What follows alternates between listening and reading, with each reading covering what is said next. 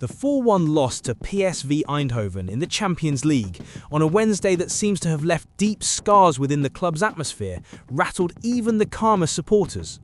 Yet, sources close to Liverpool's hierarchy insist that, despite the shock and disappointment at the performance, the Fenway Sports Group, FSG leadership, has not gone into panic mode. Yes, there is concern. Yes, tension is high. But according to exclusive reports to Team Talk, there is also a firm belief that the club is merely navigating through the opening chapters, perhaps the most turbulent ones of a new era. Arne Slot, with his methodical style, calm demeanour and tactical firmness, was brought in not only as a successor to an icon, but as the architect of a new identity. And like any major construction, it comes with dust, noise and painful adjustments. The tragedy that marked the start of the season, the sudden and devastating loss of Diogo Jota, shook the club to its core, creating an almost invisible yet deeply felt emotional shockwave. Even if football tries to move on, it is impossible to ignore how this collective grief has affected the team's rhythm, focus and spirit. Liverpool, more than most clubs, is an emotionally connected organism. Players, fans, staff and directors breathe in sync. And in times like this, even silence speaks loudly. The defeat to PSV, however, was more than a tactical stumble. It was a symbolic earthquake. It was the club's heaviest home European defeat in over a decade, and it came at a moment when the world is scrutinizing whether Arne Slot truly has what it takes to lead a giant like Liverpool. All eyes now turn to the next challenge, a visit to the London Stadium to face West Ham United, managed by the ever-strategic Nuno Espirito Santo. This match, according to internal sources, has become practically non-negotiable. Winning isn't enough. They must convince. They must show control, resilience, and the ability to respond. And it does not stop there. The next three fixtures, West Ham away, Sunderland home, and Leeds United away, have been labelled a trial by fire. Any slip, any further stumble, could spark the pressure that is already simmering beneath the surface.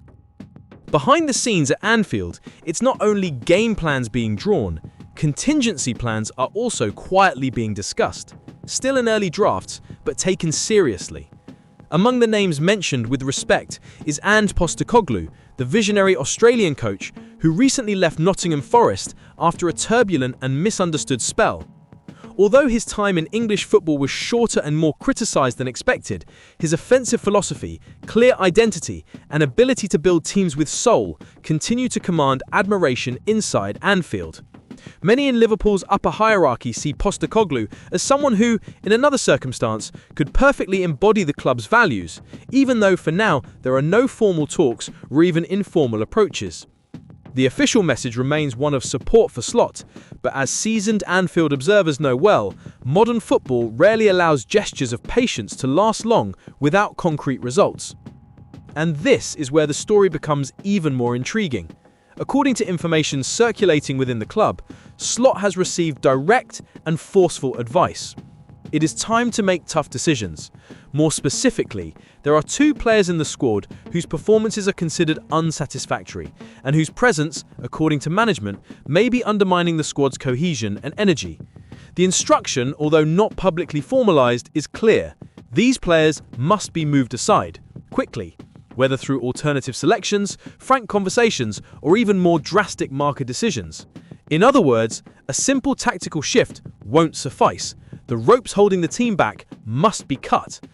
This kind of demand reveals a harsh but realistic truth. At a club of Liverpool's stature, the margin for error is tiny, and tolerance for mediocrity lasts only until the next negative result. The narrative around Slot has also been fueled by outside voices, and not all of them sympathetic. Three well-connected British journalists openly debated in recent days whether the Dutch manager has a future at Anfield. One of them went even further, stating bluntly, "Slot cannot survive this." That phrase, deceptively simple, rings like an alarm bell. Meanwhile, on social media and across Liverpool's pubs, fans are not hiding their frustration. During the match against PSV, some supporters even labelled the manager himself as clueless, a rare and harsh criticism from a fan base known for passion, but also high demands. Even Virgil van Dijk, a defensive pillar and one of the squad's most respected figures, has not escaped scrutiny, seen by many as a symbol of a defense that has lost its usual solidity. Yet there remains a spark of hope in the air, because despite everything, Liverpool is not a club driven solely by results. It is driven by identity, legacy, and a collective belief that challenges are merely steps along the way.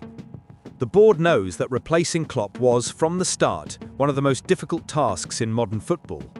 Slot was chosen precisely for his balance between innovation and tradition, his ability to develop young players, and his long-term vision. Now, however, that long-term plan must show signs it isn't slipping away.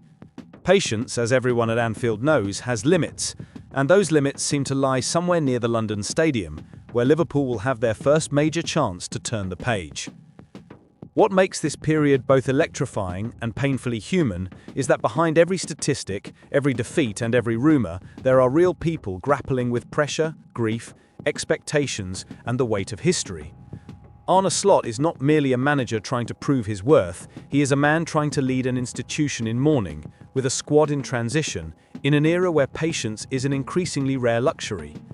That is what makes Liverpool's presence so compelling. It's not simply about wins or losses, but about how a legendary club wrestles with the pain of change, the uncertainty of the future, and the courage to build something new, even when the world expects you to simply repeat the past. For now, the official message remains one of support. But behind the scenes, in the glances exchanged between directors, in whispered post-training conversations, and in decisions either made or delayed, there is unmistakable recognition. Liverpool has entered dangerous territory. And in dangerous territory, even the most careful steps can trigger landslides. Still, if the club's history teaches anything, it's that Liverpool never gives up. Not in their worst moments, not in their greatest trials. And perhaps it is this very combination of crisis, courage, and identity that will make the coming chapters of the Slot era unforgettable, no matter how they end.